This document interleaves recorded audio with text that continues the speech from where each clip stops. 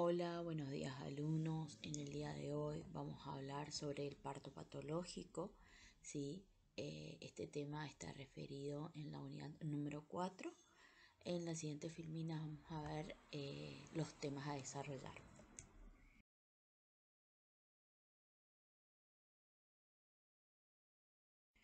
Bien, antes que nada, el contenido de estas diapositivas van a dar con el parto distóxico, distocias dinámicas del útero y la cesárea, cuidados pre y postquirúrgicos.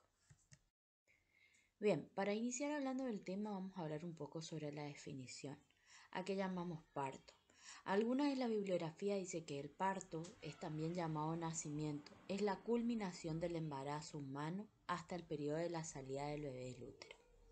Estas son algunas de las definiciones que se pueden encontrar en algunas bibliografías. Bien, como para ir introduciéndonos en el tema, vamos a decir que el parto no es siempre un fenómeno normal. Los múltiples factores que participan en su evolución pueden perturbarse, o sea, en ese transcurso pueden haber algunas complicaciones, lo que va a llevar, ¿no es cierto?, a un parto dificultoso y destruir la armonía necesaria para la realización de un parto normal y se va a llamar un parto eutóxico o un parto dificultoso. Bien, iniciaremos hablando sobre el parto distóxico. Bien, distosia es un término derivado del griego que significa parto laborioso, difícil y doloroso. Estas distocias son alteraciones o disturbios que se presentan, ¿no es cierto?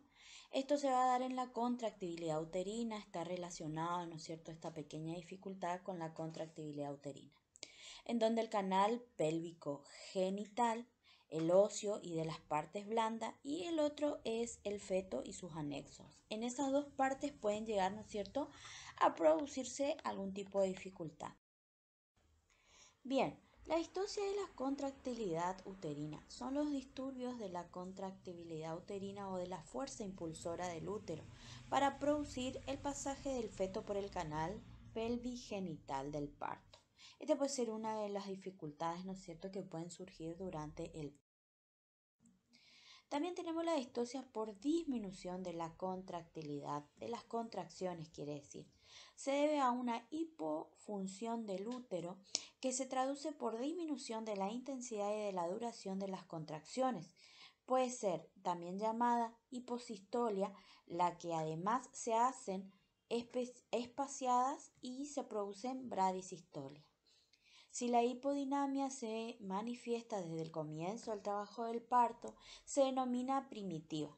Si es consecutiva a un periodo de contracción normal o exagerada, se considera secundaria. Bien, para saber diferenciar vamos a hablar un poco de la hipodinamia primitiva. Su etiología o cómo surge en la mayoría de los casos es desconocida. Cuando se identifica una causa, esta puede ser funcional o mecánica.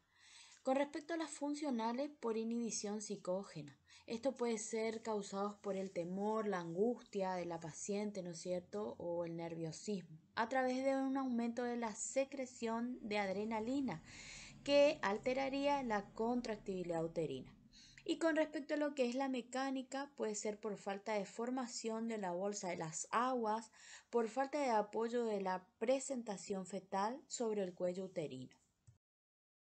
Bien, con respecto a la sintomatología y diagnóstico, la intensidad de las contracciones se halla por debajo de los 20 milímetros de mercurio con una frecuencia normal, o la intensidad puede ser normal y encontrarse disminuida.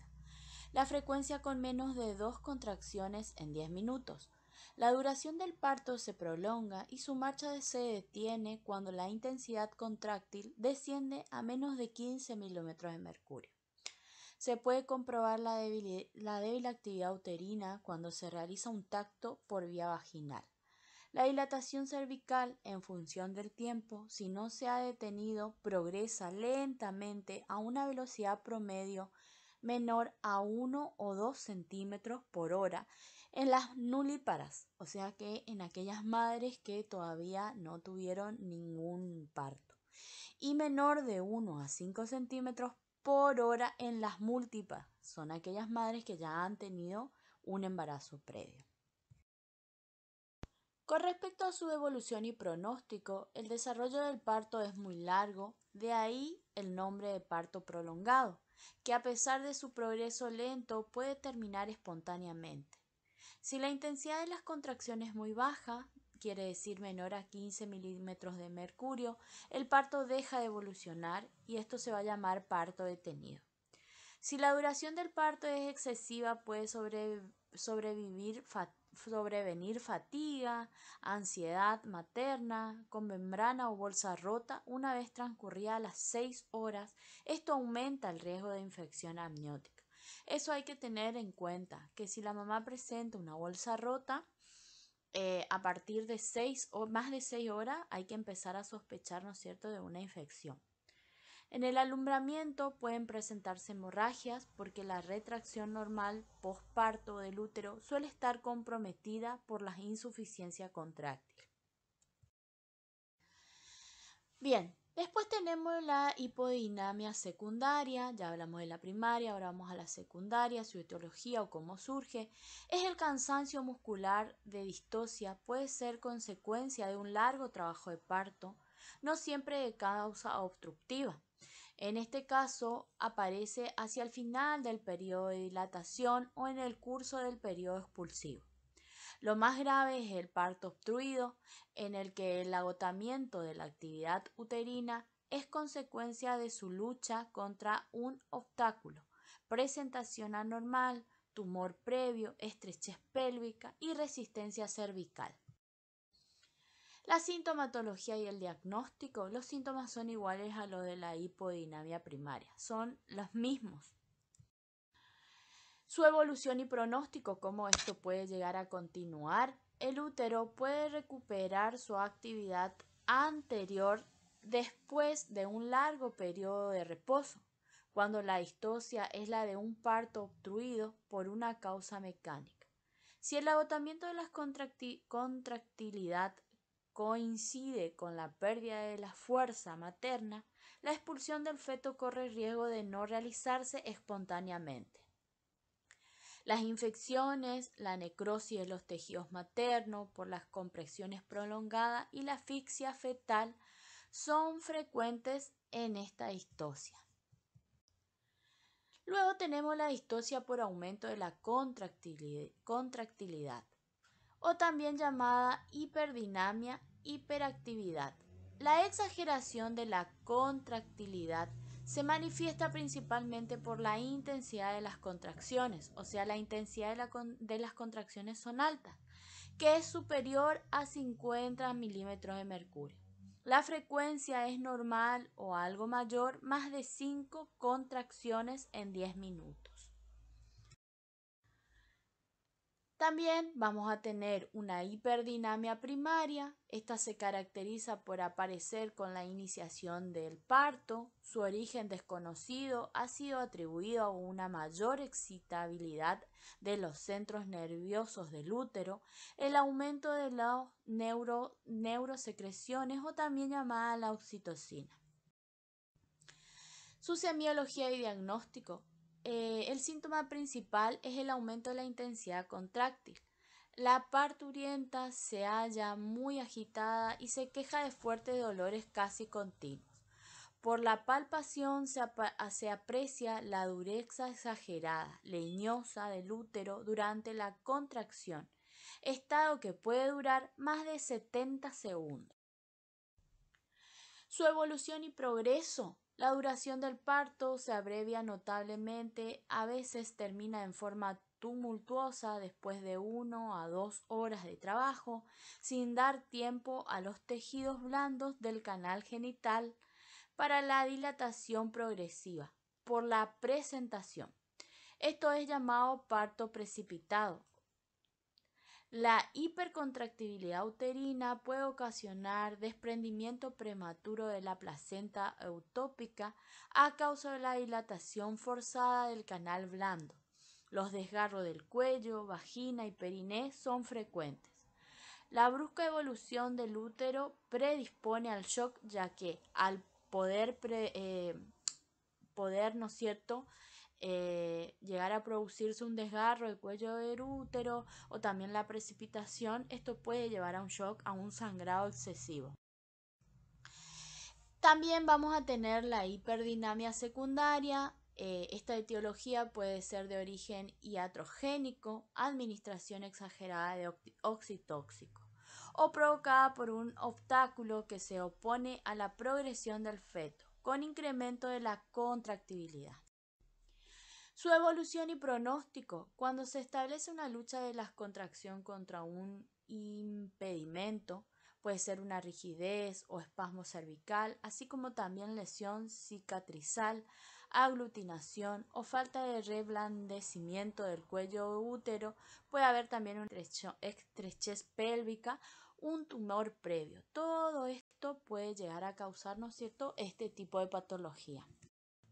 Bien, luego tenemos las distocias por perturbación de la contractibilidad. Allí van a aparecer los espasmos. Esto se trata de una perturbación cualitativa del trabajo muscular. En dichos estados se registran ondas anormales que afectan profundamente la regularidad, la intensidad, la duración, la frecuencia de las contracciones y el tono uterino, y con exageración. Bien, la etiología o cómo se da, se trata de estímulos anormales del útero o espina. Unas veces actuarán sobre el cuello, en otras oportunidades podrían excitar al cuerpo uterino. Bien, en este tipo de distocia por anillos de contracción, se tratarían de ondas localizadas topográficas cuando asientan en uno o varios segmentos del útero. Se denominan parciales si se extienden a todo el órgano, llegan a constituir el cuadro erróneamente llamado espasmos total, que en realidad es la hiperdinamia hipertónica. Los tratamientos de la hiperdinamia y de las distocias, ¿cómo se va a tratar? Intentar identificar las causas que provoca el trastorno para su correcto tratamiento.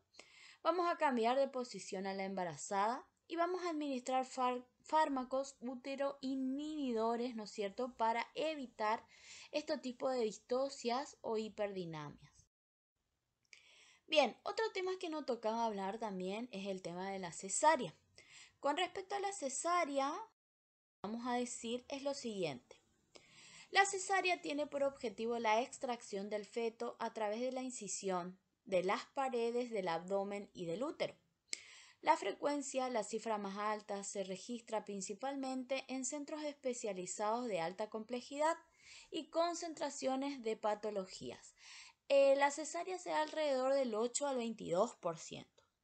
¿Cuándo están indicados? ¿Cuándo se puede realizar? Pueden ser absolutas o relativas. Entre las absolutas se pueden mencionar la desproporción fetopélvica, la placenta previa oclusiva, la inminencia de rotura uterina, la rotura uterina, la presentación pelviana en el feto único al término de la gestación. Las indicaciones relativas son aquellas que se elige la cesárea como la mejor alternativa en circunstancias en que se plantea también alguna otra opción. ¿Cuándo está contraindicado lo que es el tema de cesárea? En el momento actual la cesárea no tiene virtualmente contraindicaciones algunas, excepto el hecho de no estar correctamente indicada. ¿Cuáles son los cuidados de enfermería en el preoperatorio, que son en cualquier tipo de cirugías? Antes que nada, controlar los signos vitales, colocar una vía venosa, realizar un baño prequirúrgico, colocar una sonda vesical y realizar profilaxis indicadas, que por lo general se suele utilizar la ciprofloxacina o ceftriaxona, endovenoso o endotubo. Y los cuidados de enfermería postoperatorio van a ser el control de signos vitales, en especial la TA, administración de antibióticos según indicación, administración de analgésicos según necesidad, control de loquios y sangrados, característica, cantidad y color, movilizar a la paciente luego de las 8 horas, posterior a la cesárea, realizar higiene perineal y estimular a la lactancia y el contacto con el recién nacido, el contacto piel a piel.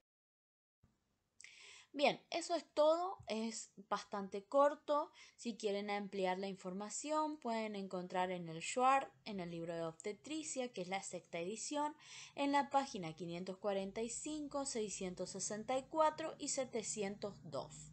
Muchas gracias y cualquier duda estamos a su